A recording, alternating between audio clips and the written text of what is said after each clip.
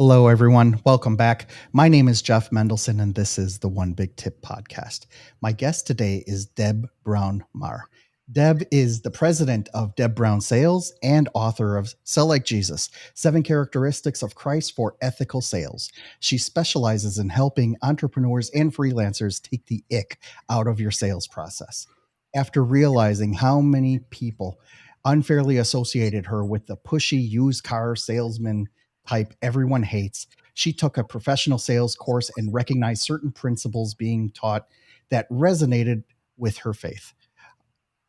Using any form of manipulation to get a sale was not an option, though. She was gifted to be good in sales and knew she could help people through whatever she was selling. And that's how people started to trust her. So, this is going to be an excellent discussion on sales and sales management and sales process. And I love the angle that you're taking, that you take it from, like a point of faith. And it really helps, to build the trust that you are working with other people. So, Deb, thank you so much for joining me and welcome to the Thank show. you. It's so good to be here with you, Jeff, and all your listeners. Thank you for joining me. So, tell us a little bit about who you are, what makes you so amazing. So, from the time I was a little girl, I loved the idea of making something and selling it and making money so I could buy more supplies to make other things and sell them. And as a child, I guess I had the advantage of being little and charging the right price. So I had a lot of success. Fast forward after college, when I graduated with a 4-year degree that qualified me to do customer service and sales, I realized that I was going to have to find a way to sell that I was comfortable with. And what I was oblivious to as a child became a really big issue when, in my first sales job, I was asked to read a script that, to me, if I was sitting on the receiving end of the script, I would have been insulted. So, of course, I couldn't use it. I couldn't do to people what I wouldn't want done to me. I lasted less than a week at that job, but what it did was it made me start looking for ways to sell that were congruent with my value system and that would respect the people that I was approaching as prospects, to look for the best fit, not just for me because I wanted to sell something, but for them first. Make it so that make sure it's going to help them. And if it helps them, they're going to buy, and that's going to help me. So I went through quite a few trial and error timeframes, and this is where I've ended up with writing a book that kind of summarizes all that I've learned. It's really interesting that you bring that up. I have been in a number of situations where I was like, something, I do not like this, right? I don't think I'll be effective at it. And, I just had an allergic reaction to those types of jobs. And like you said, leave within a week because it's just not something that you want to be a part of. What was that like for you to recognize that and be like, okay, I really don't like this situation that I'm in right now? Did you know that there was something better around the corner, or did you just make an individual determination that just said, I'm not going to do this? Something I have faith that something else is going to come around. I had no idea what was around the corner. And it did take a number of years before I found someone that was teaching a sales approach who was also a Christian. So he was very careful not to teach techniques that would disregard the other person. Let me give you an example, Jeff. People, when you go to buy something, you're looking for a solution to a problem. I don't care what it is, whether it's a product or a service, you've got a situation that you want fixed. You want something better. So you're already feeling a little bit vulnerable. And as a salesperson, if I can come alongside you and even help you understand your situation better than you did before we spoke, and in the process of that, help you make a good decision for yourself, then, as I said, we both win. In those cases where that discussion reveals that there's not a great fit, then we're not going to do business together and we shouldn't. And I will talk to people just like that. No turn of a phrase, no trying to twist somebody's arm into a partial solution, just being straightforward and honest. And it's amazing how people appreciate that. I really appreciate that when especially in the digital marketing world, there is so much noise out there. There is so Yes. much, there are so many tactics, and you just, sometimes you get overwhelmed on what I really should be paying attention to Mhm. and what I shouldn't. What tactics really make sense and which ones don't. And then, like I've even found that even if you employ the best tactics and and you put that information out there, you still have haters and you still have people who are going to be like, something, I don't like the way you're doing it, or they'll blast you on Facebook or things like that.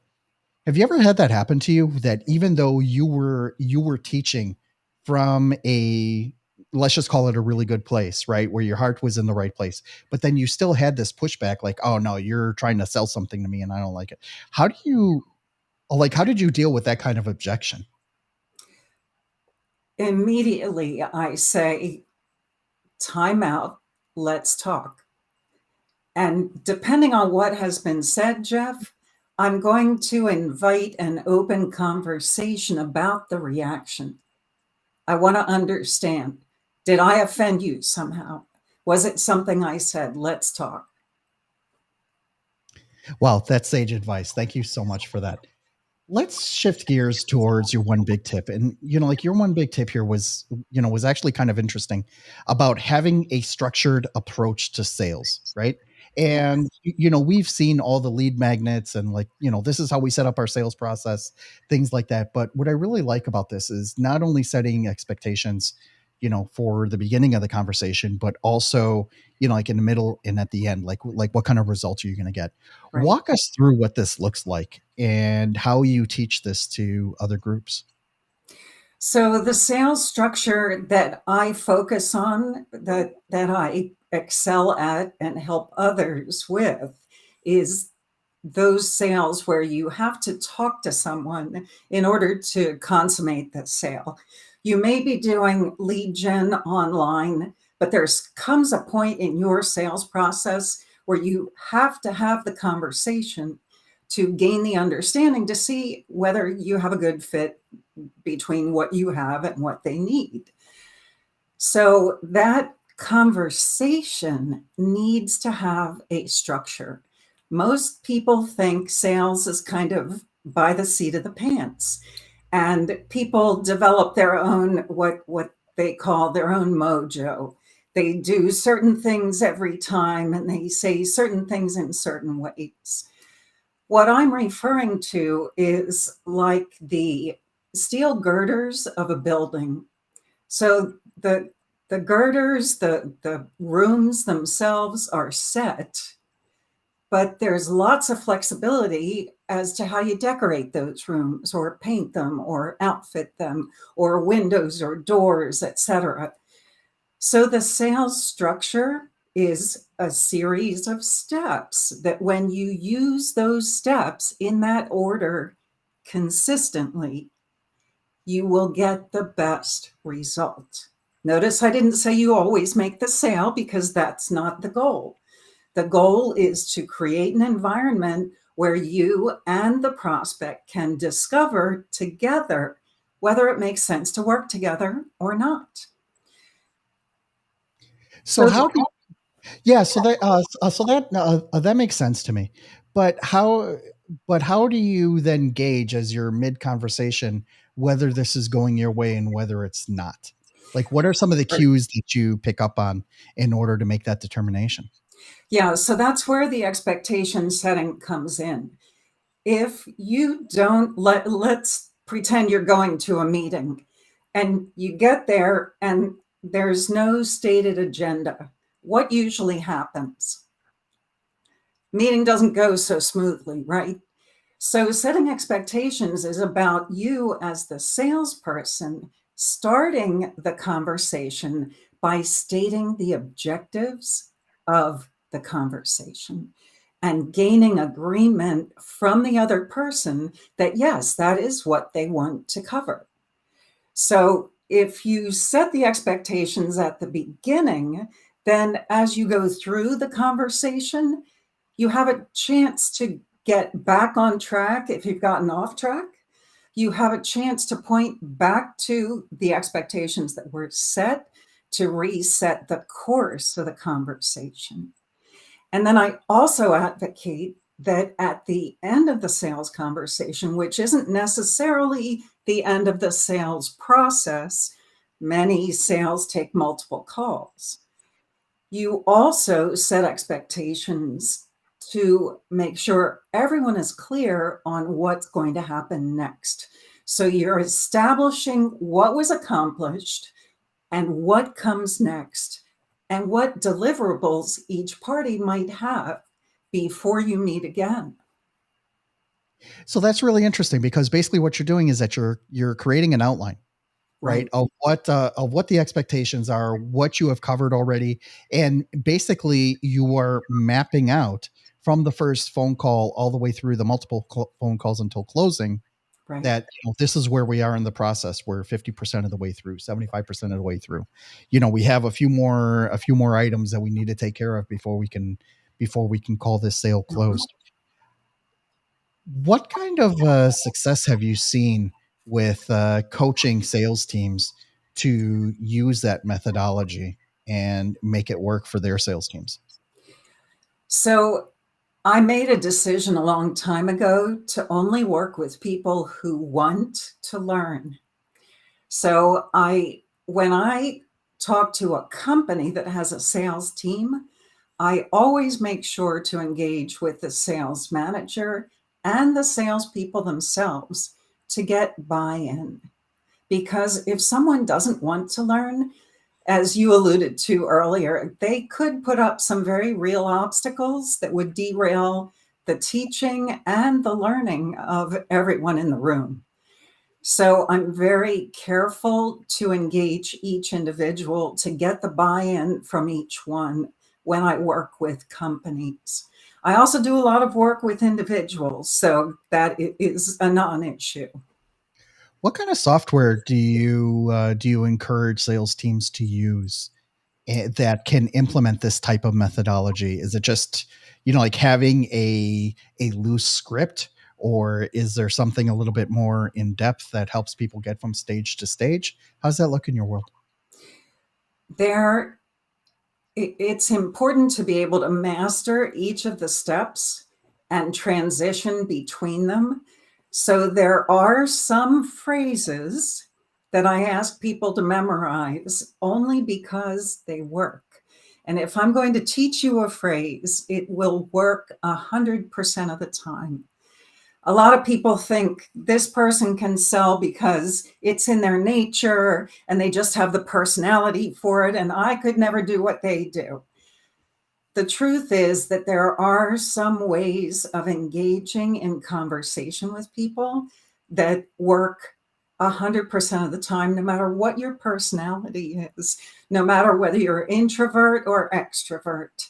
So I will teach those phrases, but honestly, it's when you approach sales as a conversation where there's give and take, where you're learning more than you're telling, especially in the early stages, that you're learning someone's story and you're gaining the information that you need to be able to guide them to the best possible solution. What would be an example of one of those phrases, one or a few of those phrases that people can use in order to make that transition from step one to step two? So I'm going to share the only close that I like to use, because so many people really shudder at the thought of having to close a sale. Once you have qualified someone, you know they have a problem you can solve, you know they have the budget allocated, and you know that they are willing to make the decision to move forward. Then it's time to ask, where do we go from here? What I'm doing with that question is giving the prospect control over what comes next, instead of telling them what comes next. And in so doing, they feel more comfortable because they feel in control of the money they're about to spend. I love that question because basically you're not just asking like, all right, are you free next week, Tuesday? You ask them, where do we go from here, and let them decide, like, yeah, I really liked what I heard, let's get this started, or I need another week. I need to talk to my business partner, Right. like whatever it is, you're respecting boundaries, right? Exactly. You're respecting, you're respecting boundaries, you're respecting people's time, and you're really putting them in a position where, like they are in power. But some more aggressive sales teams, may bristle at something like that, right? Will be like, well, wait a second, if you don't go in for the close right away, like how good of a salesperson are you? So let's say, for example, you use that question, but it doesn't necessarily work in your favor. Oh, I'm going to think about it in another week. You know, well, another week puts me into the next quarter. And I'm gonna, I haven't made my numbers yet.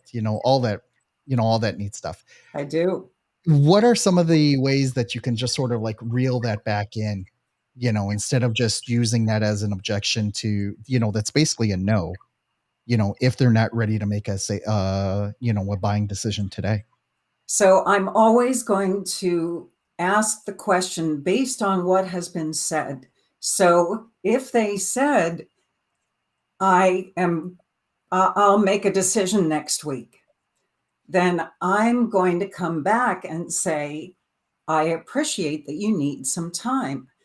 What did I miss? What information do you not have that you need to have to be able to make a good decision? And how does that work out then? Because say, for example, the objection is legitimate, right? The objection is, Mhm. like, I do need to speak with my business partner. I Right. do need to bring this back to my team. I don't know where my VP is on this particular issue. Um, you can push and push and push, but at some point you're going to be labeled as pushy, right? In order to do that. In that case, what I'm going to do is offer to meet with whatever that other party is. And it would sound something like this, Jeff. Jeff, I never expect anybody to do my selling for me, and I don't want to put you in an awkward position. So what do you think? I'm more than willing to schedule another meeting with you and this person so that I can answer their questions directly. What do you think? Sage advice. I love it. Basically what you're doing is that like you're still in a friendly way putting yourself in a position where you're definitely leading and guiding the conversation, Right. yet are respecting the boundaries that they just put up. Exactly. Very well said. Amazing. Thank you so much for that. Deb, where can people learn more about you? And how can they reach out to you directly if they want to learn more? So my website is debbrownsales.com. There is a ton of information out there, lots of different ways that you can engage with me, including through my biweekly sales tips. I also do online group sales coaching and lots of free resources on my learning center. So if you'd like to chat, I love talking with people. I love getting into a dialogue just like this one, Jeff. So send me an email, deb@debbrownsales.com. Amazing. Deb, I really appreciate you taking the time to speak with us today. It's been a Thanks lot of for fun. having me. I love nerding out on this stuff, and especially about sales process and doing it from a giving position, right? Right, Which, right. instead of this predatory or aggressive type of situation, I feel that it will really help people understand that, yes, there is another way. You don't always have to go, full frontal and just, knock someone out in order to get the sale. So I really, Exactly.